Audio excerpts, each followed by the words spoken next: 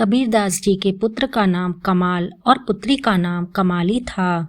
कमाली जब 16 वर्ष की थी, यह घटना तब की है। कमाली सदैव प्रसन्न रहती थीं। उनका स्वभाव इतना मधुर था कि कोई ब्राह्मण सोच भी नहीं सकता था कि वह बुनकर हैं। एक बार कमाली पनघट पर पानी भरने गई। कुएं से गागर भरकर वह जैसे ही बाहर निकली, इतने में एक ब्राह्मण आया और बोला, मैं बहुत प्यासा हूँ। कमाली ने उसे पीने को पानी दिया। वह ब्राह्मण गागर का काफी सारा पानी पी गया। पानी पीकर उसने एक लंबी सांस ली। कमाली ने पूछा, भाई तुम इतना सारा पानी पी गए, क्या बात है? ब्राह्मण ने कहा, मैं पढ़ने कश्मीर गया था। मेरी पढ़ाई अब पूरी हो गई तो वापस अपने घर जा रहा था। रास्ते में मुझे कहीं पानी नहीं मिला। मैं सुबह से प्यासा था। यह पानी मेरे लिए अमृत था। बहुत देर बाद मिला। अच्छा, तुम यह बताओ कि तुम किस जाति की हो? कमाली बोली, कमाल है, पानी पीने के बाद जाति पूछते हो। ब्राह्मण, पहले जाति पूछते ना। ब्राह्मण ने कहा, मैं तो समझा तुम ब्राह्मण की कन्या होंगी, और फिर जल्दीबाजी में मैंने पूछा नहीं क्योंकि मुझे बहुत तेज प्यास लगी थी। अच्छा, यह बताओ तो कि तुम किस जाति की हो? कमाली बोली, हम बुनकर जाति के हैं। हमारे पिता संत कबीर जी हैं। उस विद्वान का नाम हरदेव पंडित था।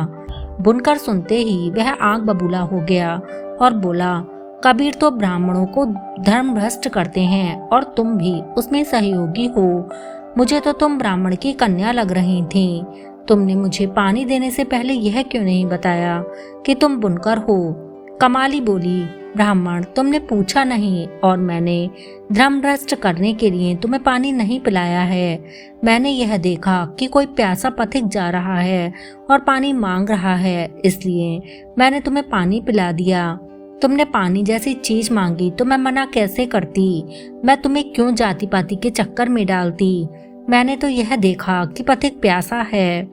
वैसे तो करोड़ों लोग प्यासे ही हैं, उनकी प्यास तो मेरे पिताजी ही बुझा सकते हैं, लेकिन तुम्हारे जैसे पथिक जिनकी प्यास पानी से बुझती है, उनकी प्यास तो मैं भी बुझा सकती हूँ, लेकिन जिसकी प्यास आत्मा परमात्मा अनुसंधान से बुझती है, उसकी प्यास तो मेरे पिताजी ही बुझा सकते हैं।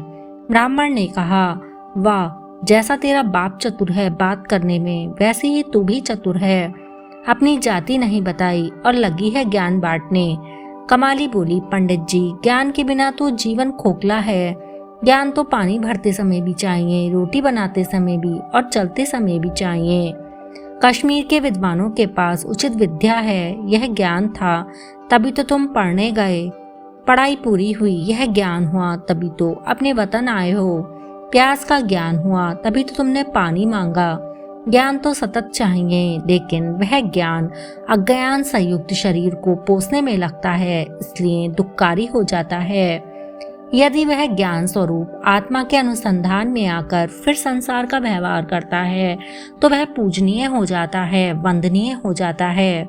हरदेव पंडित ने सोचा, मैं कश्मीर से पढ़कर आया और यह जुलाहे की लड़की मुझे ज्ञान दे रही है। वह बोला, चुप रह, ब्राह्मणों को ज्ञान छांटती है। कमाली बोली, पंडित जी, ब्राह्मण कौन और बुनकर कौन? ब्राह्मण ने कहा, जो जुलाहे लोग हैं वह बुनकर होते हैं और जो ब्राह्मण के कुल में जन्म लेते हैं वह ब्राह्मण होते हैं। कमाली बोली, नहीं पंडित जी, जो ब्रह्म को जानता है वह ब्राह्मण होता है और जो राग देश में झूलता रहता है वह जुलाहा होता है। ब्राह्मण ने कहा, तुम्हारे पिताजी भी ब्राह्मणों के विरुद्ध बोलते हैं, लेकिन लड़कियों से मुंह लगना ठीक नहीं। चलो तुम्हारे पिताजी के पास, वहीं खुलासा होगा। कमाली बोली, हाँ चलिए ना। कबीर जी तो अपने सतत स्वरूप में रमण करने वाले थे। उन्होंने देखा कि कमाली के साथ कोई पंडित चेहरे पर रोश लिए आ रहा है। कबीर जी ने अपने स्वरूप आत्मदेव में गोता मारा और पूरी बात जान ली। ब्राह्मण बोला, तुम्हारी लड़की ने मेरा ब्राह्मण तत्व नाश कर दिया, मुझे अशुद्ध पानी पिलाकर अशुद्ध कर दिया। कबीर जी हंसने लगे, बोले, पंडित जी, पानी इसके घड़े में आने से अशुद्ध हो गया, लेकिन कुएं के अंदर क्या क्या होता है उसमें जो मछलियां रहती हैं उनका मलमूत्र उसी में होता है। कछुए आदि और भी जीव जंतु रहते हैं, उनका पसीना, लार, थूक, मैला, उनके जन्म और मृत्यु के वक्त की सारी क्रियाएं सब पानी में ही होती हैं। घड़ा जिस मिट्टी से बना है उसमें भी कई मुर्दों की मिट्टी मिली होती है। कई जीव जंतु मरते हैं तो उसी मिट्टी में मिल जाते हैं, उसी मिट्टी से घड़े बनते हैं। फिर चाहे वह घड़ा ब्राह्मण के घर पहुंच जाए, चाहे बुनकर के घर, पृथ्वी पर अनंत बार जीव आए और मरे, ऐसी कौन सी मिट्टी होगी, ऐसा कौन सा एक कण होगा जिसमें मुर्दे का अंश ना हो। पंडित कुआं तो गांव का है, उसमें तो सभी लोग पानी भरते हैं। कई बुनकरों के घड़े, मटके, सुराहियां उसमें पड़ती होंगी, बुनकरों के हाथ की रस्सियां भी पड़ती होंगी। उसी कुएं से गांव के सभी ब्राह्मण पानी भरते हैं। और तुम पवित्रता अपवित्रता के विचार करते हो तो अपवित्र विचार यही है कि यह बुनकर है। शुद्ध वह है जो हाड़ मास की देह को मैं मानता है, और ब्राह्मण वह है जो ब्रह्म को जानता है अथवा जानने के रास्ते पर चलता है। कबीर जी की बात से पंडित बड़ा प्रभावित हुआ। कबीर जी के दिल में सतत स्वरूप का अनुसंधान था। वह घृणा नहीं, अहंकार से नहीं, नीचा दिखाने के लिए नहीं, बल्कि अज्ञान, अशांति मिटाकर उसको शांति का दान देने के लिए बोल रहे थे। अब पंडित का गुस्सा शांत हो गया।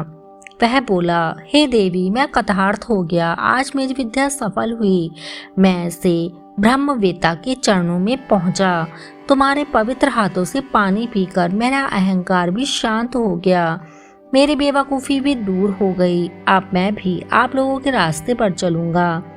जो देह को मैं मानते हैं वे भगवान के मंदिर में रहते हुए भी भगवान से दूर हैं, और जो भगवान के स्वरूप का चिंतन करते हैं वे बाजार में रहते हुए भी मंदिर में हैं।